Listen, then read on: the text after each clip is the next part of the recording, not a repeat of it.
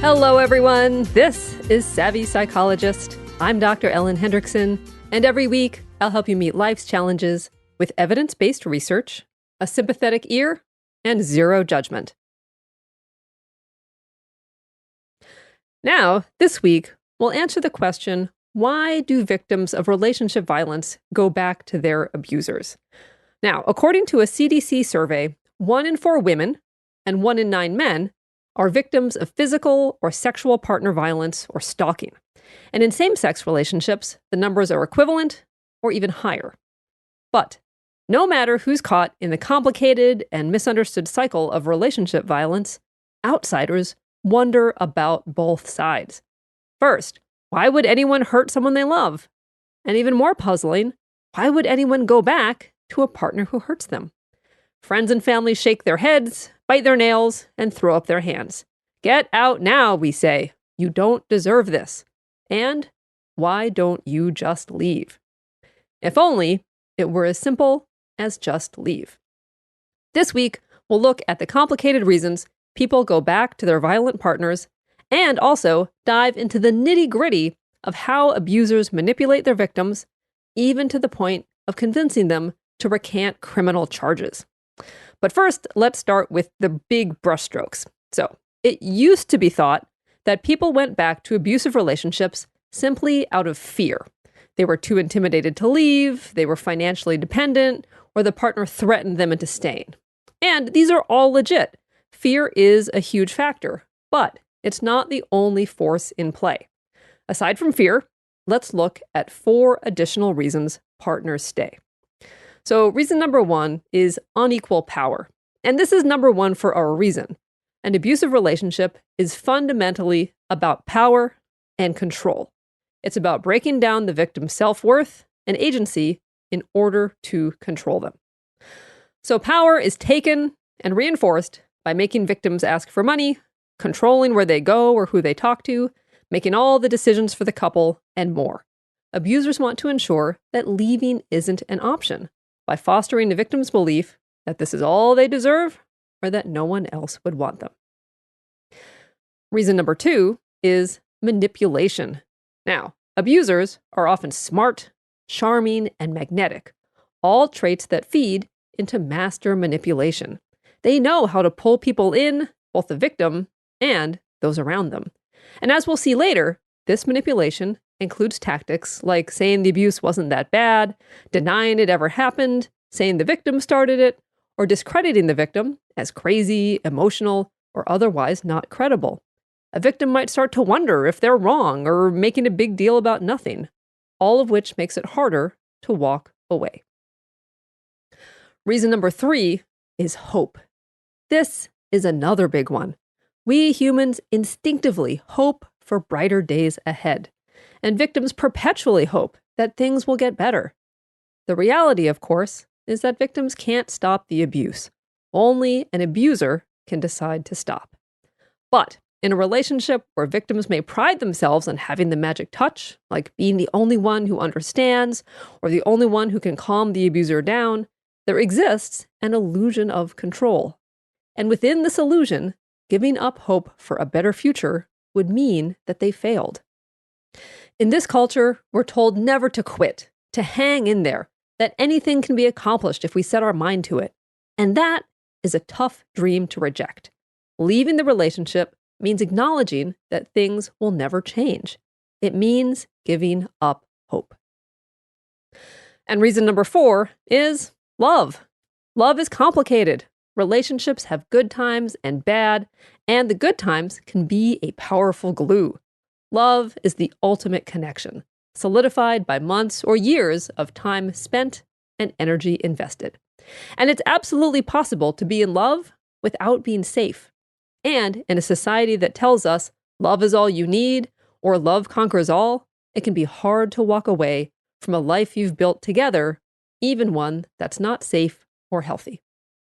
All in all, love and hope, especially when paired with power and manipulation, are tough to push against. So even when victims find within themselves the courage to leave, press charges, or otherwise stand up for themselves, it's common to get pulled back in. Okay, so how exactly does a victim go from vowing to leave to defending the abuser, even in extreme cases? Well, a team of researchers at The Ohio State University wanted to find out.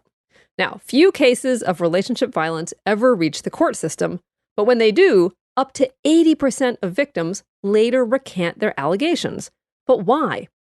So to find out, the researchers listened to recorded phone calls made from prison where a male perpetrator was being held for felony-level domestic violence against a female partner. Crimes like assault, violation of a no-contact order, or unlawful imprisonment. The researchers listened to hours and hours of phone calls between 25 different couples and discovered a framework. There emerged a distinct pattern consisting of 5 steps. Step 1 was standing up for herself. Now, the first call or two usually began with an argument where they blamed each other for what happened, but the victim stood up for herself. So here, at the beginning of the cycle, she is strong and resolved, and she resists him. But then, in step 2, which is minimizing abuse and shifting the blame, her strength and resolve start to wear away. And this happens with 3 techniques. So first, he minimizes the abuse through outright denial, or convincing her it didn't happen like she remembers. Like, I didn't push you like you think I pushed you. With one couple, the victim says, they think my cheek is broken. And he replies, I'm really sorry, but I didn't even do anything. In the next tactic, he shifts the blame. He tells her that she was actually at fault and that he is the true victim. So for instance, one abuser noted, do you realize that before anything happens, I just try to go and you don't allow that? I came in peace. I didn't say anything. You were drinking. Finally, the abuser portrays himself as a victim of the justice system. In one case, where the abuser suffocated his partner and bit her face, he kept reminding her that he was being charged with felony assault and insisting he didn't deserve such a serious charge.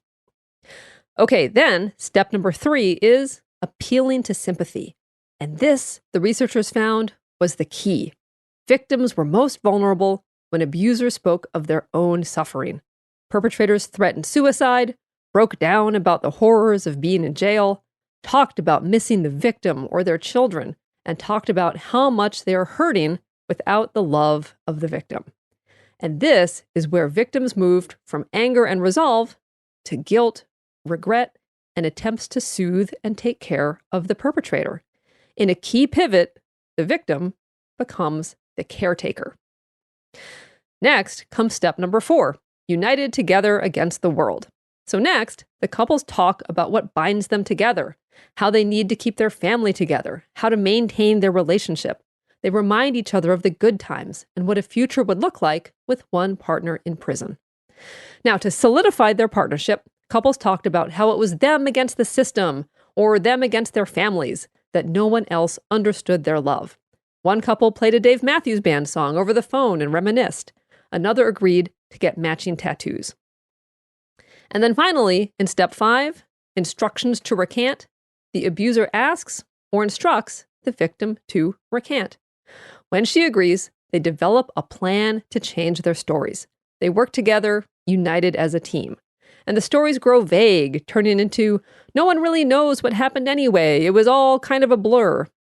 One victim decides to say, a no-contact order is totally not fair because we didn't want it. We want to be together and we have a family. We have children. In one case, the abuser even asks the victim to do 5 to 10 days in jail for lying to police. He says, you can't do 5 days for me? Would you rather me sit here for 60 to 90? Regardless of how the recantation comes about, where there was once anger, blame, and resolve, now there is love, excitement, and hope. It's an addictive mix. This might be a window into the most egregious of manipulation, but it shines a light on why people go back to their abusers in less extreme cases as well. All in all, it's both simple and extremely complicated. It's simple because everyone deserves to be safe in a relationship. And it's complicated because we need love so vitally that some of us find it at the expense of our own safety and security, while others mistake it for power and control. If today's episode resonated with you, Resources include the National Domestic Violence Hotline at 1-800-799-7233 or thehotline.org, loveisrespect.org, the GLBT National Help Center hotline at 1-800-246-PRIDE, or the GLBTQ Domestic Violence Project at glbtqdvp.org or 1-800-832-1901. Thank you so much for making The Savvy Psychologist a part of your life. As always, Savvy Psychologist is strictly for informational purposes and doesn't substitute for mental health care from a licensed professional. If you have already picked up my book, How to Be Yourself, Quiet Your Inner Critic, and Rise Above Social Anxiety, I say thank you from the bottom of my heart. And if you enjoyed it, consider leaving a review on Amazon, especially if, like so many reviewers, it helped you make genuine, effective changes in your life and leave social anxiety behind. Thank you for listening. Have a wonderful week, and I will see you here next Friday and every Friday for a happier, healthier mind.